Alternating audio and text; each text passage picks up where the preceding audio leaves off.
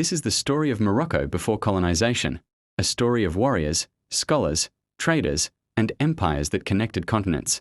Stay until the end, because Morocco's past explains why it became one of Africa's most influential kingdoms. Long before written history, Morocco was home to the Amazigh people, often called Berbers. They lived across the Atlas Mountains, the Sahara, and the coastal plains, adapting to harsh environments through farming, herding, and trade. These communities were not isolated. Phoenician traders arrived along the coast as early as the first millennium BCE, building trading posts that connected Morocco to the Mediterranean world. Later, Carthage and then Rome influenced parts of northern Morocco. Cities like Volubilis became Roman centers of trade and agriculture. But Rome never fully controlled the interior. The mountains and deserts allowed Amazigh societies to maintain independence and identity. When Rome declined, new powers emerged from within the region itself. In the 7th century, Islam spread across North Africa.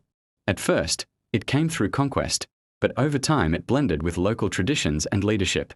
One of the most important moments came in the 8th century with the rise of Idris I, a descendant of the Prophet Muhammad. He founded the Idrisid dynasty and established Fez as a political and religious center. Fez soon became one of the most important cities in the Islamic world, known for scholarship, trade, and learning.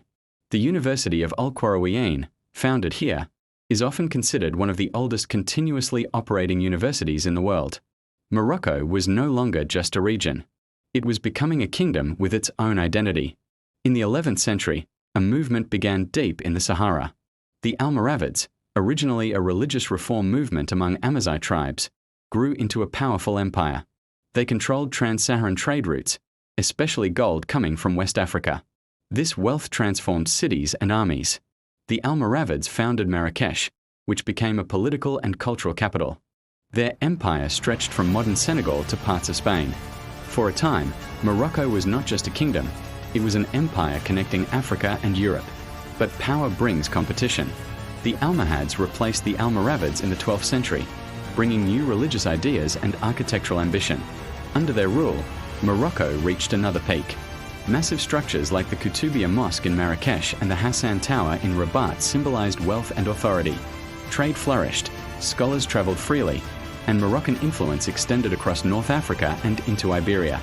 But internal struggles and external pressure slowly weakened the empire, leading to smaller dynasties rising in its place.